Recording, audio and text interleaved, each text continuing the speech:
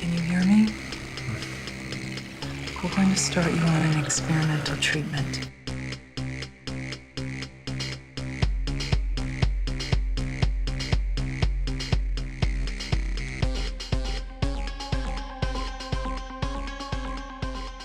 All right, so here we are with a third installment in this accordion-style Japanese moleskin sketchbook. I'm happy to be making some progress on this, and but this video is going to be a little bit different in that I'm going to do a little bit of show and tell. Basically, what happened was I took my phone, I took some pictures on a little 5 or 10 minute walk. All right, and these aren't fancy pictures. I didn't, they're not nature glam shots or anything. I didn't frame them perfectly or anything. That's not the point of them. The point is that, ladies and gentlemen, we have the whole world at our eye tips. We just got to go out there and soak it up a little bit.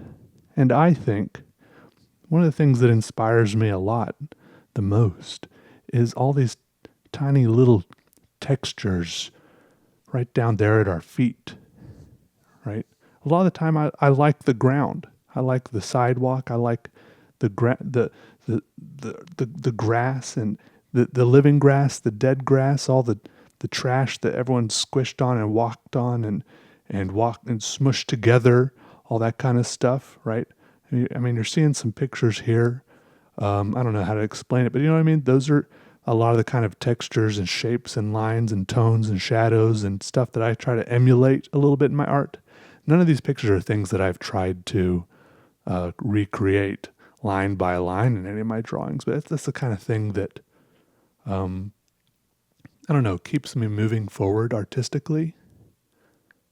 There are a lot of ways to get inspired by going out and finding some huge sweeping vista, standing on a mountaintop or on the edge of some grand canyon or a sunset on the beach or something. But it's really cool sometimes to just go squat down and look at some little cracks and crevices, some little clumps of dirt or some little soggy piece of ground and look at what's going on right there. And this drawing right here is packed with detail.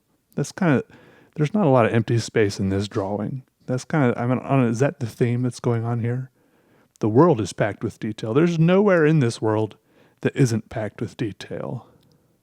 Even if you find the smoothest, most boring, blank wall somewhere, it might look devoid of detail. But if you zoom in far enough, you might have to get a microscope, of course. But if you zoom in far enough, eventually there's going to be detail. There's going to be lines and cracks and crevices, and there's going to be something interesting there. Little shapes. There's going to be something. Anyways, I don't know. Hopefully this helps a little. There's just some pictures I took, okay? I don't really know what else to say, but it's cool. It's out there. All right. I'm not saying that you have to get inspired by this, but I'm just sharing a little bit of what gets my artistic gears turning. This isn't, 100% of what fills my tank, but it's definitely some of it.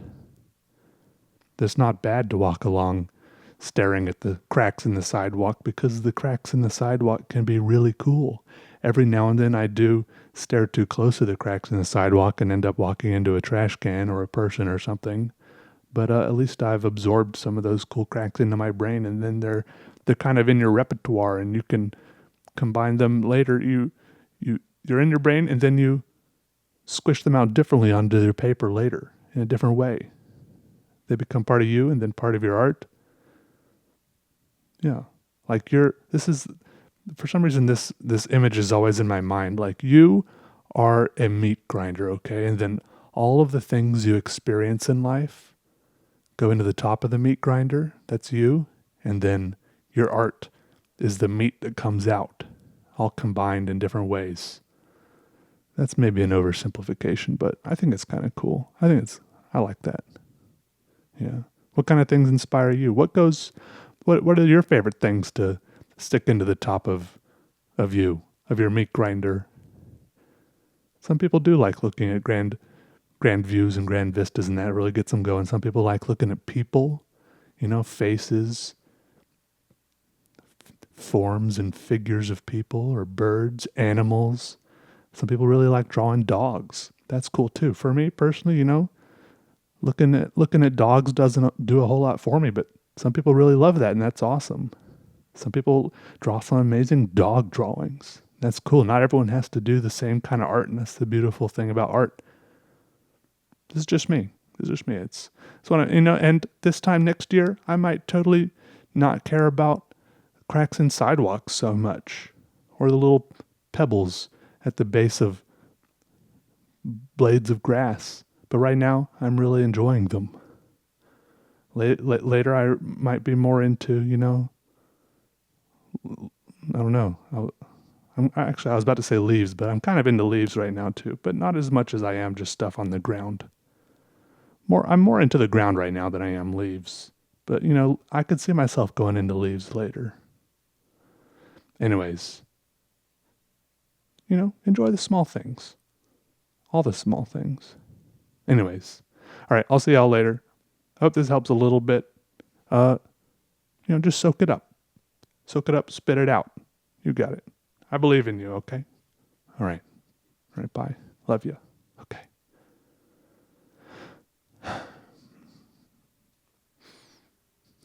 Also, check out my album on Spotify. I have an album, okay? I'm supposed to promote that. My agent, Peter Draws, said I should promote that. So check out. There's a link in the description or something, or I'll make a comment. Yeah, check it out. It's not that good. It's like all experimental. I've never made it. I've just started making music. So, it's like I'm putting out feelers musically. But I'm having fun with it. Okay? All right, bye.